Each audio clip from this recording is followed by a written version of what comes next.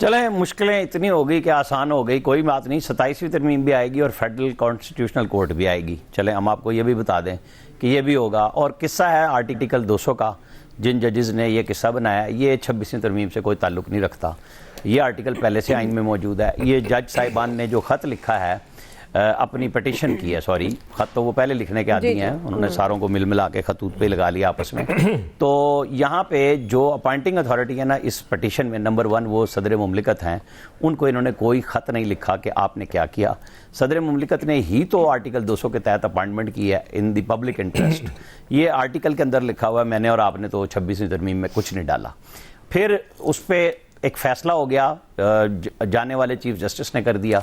अच्छा, जो पटिशन की है उसके अंदर उन जो 3 जजेस आए हैं, आर्टिकल ये है 193, 197 और 200 के तहत जो भी आए गए, एडिशनल जज आए, रेगुलर जज आए, उनको पार्टी नहीं बनाया जिनकी सीनियरिटी छेड़ने के लिए या अपनी सीनियरिटी का क्लेम करने के लिए सुप्रीम कोर्ट में गए हैं। और सदर मुमलिकत को उसके पास पहली रेमेडी बनती है, तो ये नहीं गए क्योंकि इनके ख्याल में ये था कि सुप्रीम कोर्ट बैठी हुई है और जाएगा ये वहीं आईनी बेंच में, वहाँ 26वीं तरमीम बिल्कुल सामने आ रही है। क्योंकि ये पार्लियामेंट का इस्तेकाक है, अब कोई लेजिटिमेसी ढूंढे कि उसके दिल में क्या है, दूसरे के दिल में क्या है। वो आज का आइन है, कानून है और नाफिजुल अमल है, उसके तहत कोर्ट्स चल रही हैं। चीफ जस्टिस ऑफ पाकिस्तान आ चुके हैं, वो पसंद और नापसंद पे नहीं है। ये अब सुप्रीम कोर्ट ने, उन्होंने खुद माना है, चीफ जस्टिस ऑफ पाकिस्तान के पास कल ना जाए ना, ये तो जुडिशल कमीशन नहीं छोड़ रही अपोजिशन, कल 7 रुकनी उनका वफद भी चीफ जस्टिस ऑफ पाकिस्तान से मिलने जा रहा है। क्योंकि सिस्टम ये है ना, ये चाहने या ना चाहने का मसला नहीं है। असल इशू ये है कि जिन जजों ने ये किस्सा छेड़ा है वो ये आर्टिकल आइन का नहीं पढ़ते। 199 के किसी सिटिंग जज के खिलाफ रिट पटिशन नहीं होती। मुझे नहीं पता, इतने सीनियर वकला उन्होंने लिए हैं, ये आइन 19 पढ़ लें कि उसके अंदर लिखा हुआ है कि आप सिटिंग जज के खिलाफ पटिशन नहीं कर सकते। उन्होंने कर दी। मेरे तो ख्याल में सुप्रीम कोर्ट के रजिस्ट्रार साहब भी इस पटिशन पे कह देंगे कि जाएं, पहले सदर मुमलिकत के पास तो जाए ना, जिन्होंने आपको अपॉइंट किया, क्या आपने उनके पास कोई अपनी अर्जदाश्त डाली है कि जी जाके गपशप कर लें वहां पे कि जनाब हमारे साथ बड़ी जुल्म किया है, कोई जवाब वो भी दे दें, ले लें। बहरहाल इसको जैसे अटॉर्नी जनरल ने लिख के कहा और को उसमें पेश किया जुडिशल कमीशन में भी कि जनाब आपको जब भी पटिशन आए, चूंकि चीफ जस्टिस ने तय कर दिया है, तो इसे आईनी बेंच के हवाले कर दें, वो फैसला कर लेगा। अब हमारे यहाँ मसला यही हो गया है कि ना तो जो जुडिशरी की सर्विस है, इसको इरशाद हसन खान ने कहा कि ये सर्विस ऑफ पाकिस्तान में नहीं आता, यानी पीसीओ सुप्रीम कोर्ट जो थी जनरल मुशर्रफ के 2000 उसमें उन्होंने ये फैसला दिया था, वो मौजूद है। उसके ऊपर क्वेश्चन उठाएं, लेकिन वो आर्टिकल और वो सुप्रीम कोर्ट का फैसला तो मौजूद है, वो रिवर्स तो नहीं हुआ ना कि जी आप सर्विस ऑफ पाकिस्तान में नहीं है। सर्विस ऑफ पाकिस्तान में हो तो आप बॉटम में लगते हैं, जब आप कहीं और से ट्रांसफर होके आए तो आपकी सीनियरिटी बॉटम में लगती है। तो वो तो ओथ भी सलमान अकरम राजा ने परसों कहा कि जी अब ये तो आर्टिकल में कहीं नहीं लिखा हुआ 200 में कि इनका ओथ नया होगा, तो जब नया ओथ नहीं होगा तो हम उस पर क्या बात कर सकते हैं।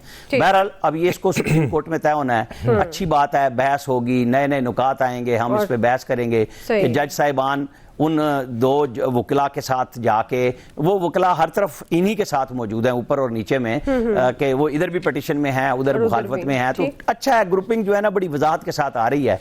और जब फैसला होगा 27वीं तरमीम आ जाएगी। सही जी, आया साहब सुभान अल्लाह। तब 26वीं से लोग परेशान थे, वो कह रहे हैं 27वीं भी आ रही है, क्या बात है। बहरहाल आप देखें ना, जज खुद इंसाफ मांग रहे हैं, उन्होंने हमें इंसाफ क्या देना, आपको और मुझे क्या इंसाफ देंगे। मतलब ये वतन अजीज को कमाल बना दिया है इन्होंने, जिसका वो पहले होता था कि कोई वो पीसीओ के तहत वो हल्फ उठा लेते थे जजेस, अब उन्होंने कहा कि यार ये रफड़ ही मुकाओ ना, सीधा पार्लियामेंट को इस्तेमाल करो और ये अपने जज लगा लो। उसके बाद वो आईनी बेंच तो है ही, हर मसले का हल अब आईनी बेंच है। काजी फाइज ईसा साहब से बड़ा चीफ जस्टिस पाकिस्तान में गुजरा ही नहीं। वो देखे ना क्या कमाल कारनामे करके गए थे।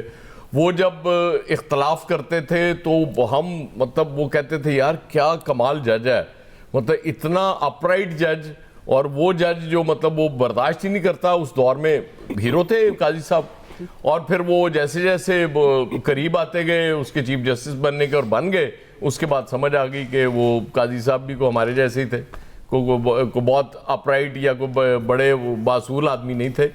वो भी उसूल उनका बस ये था कि जी ये मेरा मुखालिफ है। ये मतलब जज, ये मुमकिन है कि उस कुर्सी पे बैठ के जज ये सोचे ये मेरा मुखालिफ है, इसके खिलाफ मैंने फैसला देना है, ये मेरा, क्योंकि ये मेरा हमायती है, मैंने इसके हक में फैसले देना है। इस मुल्क की जुडिशरी का बड़ा गर्क ऐसे नहीं हुआ।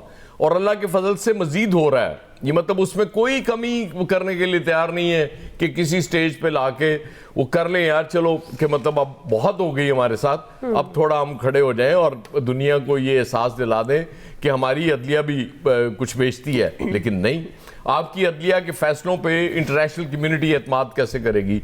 जो हालात चल रहे हैं आपके, मतलब वो कमाल है ना, चीफ जस्टिस साहब प्राइम मिनिस्टर साहब और उनकी टीम से मिल लिए, अब वो इनसे मिल रहे हैं ऑपोजिशन से, और शायद वो ऑपोजिशन को वो चाह रहे हैं कि ना मिले क्योंकि वो उनको नहीं मानते, तो इसलिए ना माने। भाई क्यों ना मिले, ऑपोजिशन को मिलना चाहिए। चीफ जस्टिस साहब जब खुद कचहरी लगा के बैठे हुए हैं, खुली कचहरी में, कि नहीं आए हमसे, हमें आके मशवरे दें, अगरचे ऑपोजिशन के मशवरों पे अमल तो नहीं होना, लेकिन फिर भी मिलना चाहिए, उनको अपना पॉइंट सामने रखना चाहिए, उनको बताना चाहिए जी कि हमने ये कहा है, ये इस्लाहात की बात की है, कल को नहीं होंगी उससे कोई फर्क नहीं पड़ेगा, क्योंकि तरमीम तो जितनी मर्जी, ये पार्लियामेंट तो है ही इतनी कमाल, आप सुबह तरमीम लाएं शाम तक हो जाएगी, कोई इशू नहीं है। और वो करके आपको दिखा भी दिया उन्होंने कि तरमीम करनी है तो हम किस तरह से कर सकते हैं। बाकी अल्लाह हाफिज़ है इस मुल्क के इदारों का, कोई कहीं कोई चीज़ ऐसी बाकी नहीं रह गई जिस पे बंदा कॉन्फिडेंस के साथ बात कर सके कि हाँ ये एक इदारा ऐसा है जिस पे हम 200% एतमाद करते हैं, यहाँ से इंसाफ भी मिल जाएगा, यहाँ से सारे मामलात भी ठीक हो जाएंगे। लेकिन ठीक है, मतलब इस वक्त तो वो चल रहा है ना जिसकी लाठी उसकी भैंस, बस ठीक है, वो लाठी है आपके पास, आप वो भैंस आपकी है, आप उसको चलाते रहे, उसका दूध दोहें, जो मर्जी करें, आपको कौन रोकने वाला है। लेकिन कब तक, सवाल ये है ना कि कब तक ये इस तरह से चीजें चलेंगी। मतलब माजी में भी हमने देखा ना कि मतलब हो गया कि जी बिल्कुल पूरा कंट्रोल हो गया एक गवर्नमेंट का कि जी बस अब ऐसी की तैसी, आपको पता नहीं हिल सकता हमारी मर्जी के बगैर, लेकिन फिर पत्ते हिलना शुरू होते हैं, फिर टहनियां भी गिरना शुरू होती हैं, फिर दरख्त भी गिरना शुरू होते हैं। तो चूंकि हमने तो सीखना नहीं है, हमने दो काम करते हैं हम, एक तो गलतियां दोहराते हैं, दूसरा नई गलती करते हैं, बल्कि गलतियां करते हैं।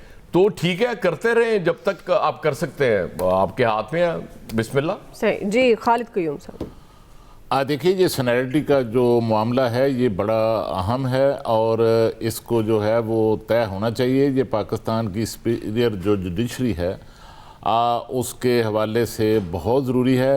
और इसमें देखिए कि जो इख्तलाफात थे जुडिशरी के अंदर, जो साबिक़ चीफ जस्टिस पाकिस्तान उमर अता बंदयाल के दौर में जो है वो नुमायां तौर पर खुलकर सामने आना शुरू हुए, तो उसके बाद फिर जब कादी फ़ायद ईसा चीफ जस्टिस पाकिस्तान बने तो उस वक्त तोक़ो की जा रही थी कि अब अदलिया के अंदर जो है वो इख्तलाफात और तकसीम जो है वो कम होगी। लेकिन बदकिस्मती से उनके दौर में जो पहले से तकसीम चल रही थी अदलिया में, वो पहले से भी जो है वो बढ़ गई और इसका दायरा जो है वो ज़्यादा बढ़ गया।